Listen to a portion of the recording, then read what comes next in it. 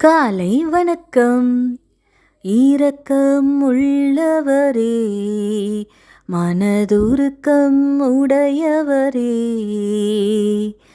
இரக்கம் உள்ளவரே, மனதுருக்கம் உடையவரே. ஸ்தோத்திரமே ஸ்தோத்திரமே, உயிருள்ள நாளெல்லாமே. ஆமாங்க, சாது சுந்தர் சிங் அவர்கள் பனிக்கட்டிகள் மூடிய கடினமான பாதை வழியாக ஒரு நாள் நடந்து சென்று கொண்டிருந்தாராம்.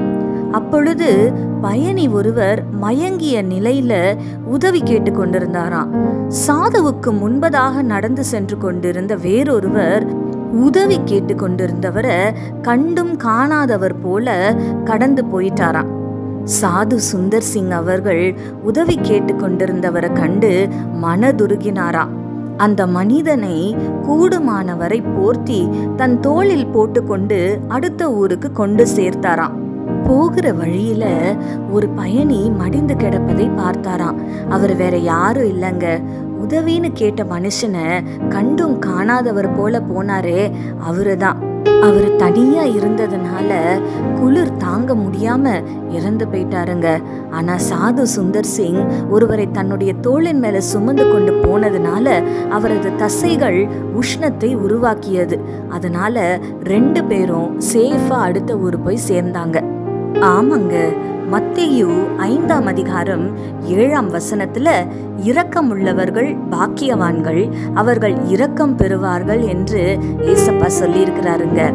நாம் மற்றவர்களுக்கு இரக்கம் காட்டினால் நாமும் இரக்கம் பெறுவோங்க. கண்களை மூடி ஆண்டவரை நோக்கி பார்ப்போமா?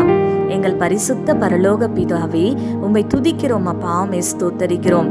இதோ இந்த காலை வேலையிலுமாய் தகப்பனே, அப்பா, இரக்கம் உள்ளவர்கள் பாக்கியவான்கள், அவர்கள் இரக்கம் பெறுவார்கள் என்று எங்களுக்கு போதித்திருக்கிறீரே ஆண்டவரே. இந்த காலை வேலையில அப்பா, மற்றவர்களுக்கு இரக்கம் காட்டுகிற ஒரு உள்ளத்தை எங்களுக்கு நீர் தரும்படியாய் செபிக்கிறோம்.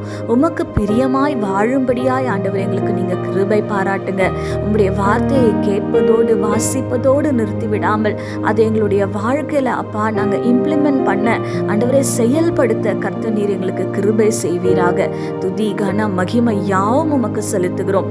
இயேசு கிறிஸ்துவின் வல்லமையுள்ள நாமத்தினாலே கெஞ்சி மன்றாடுகிறோம் பிதாவே, ஆமேன். இந்த நாள் உங்களுக்கு ஒரு ஆசீர்வாதமான நாளாய் இருப்பதாக. ஆமேன்.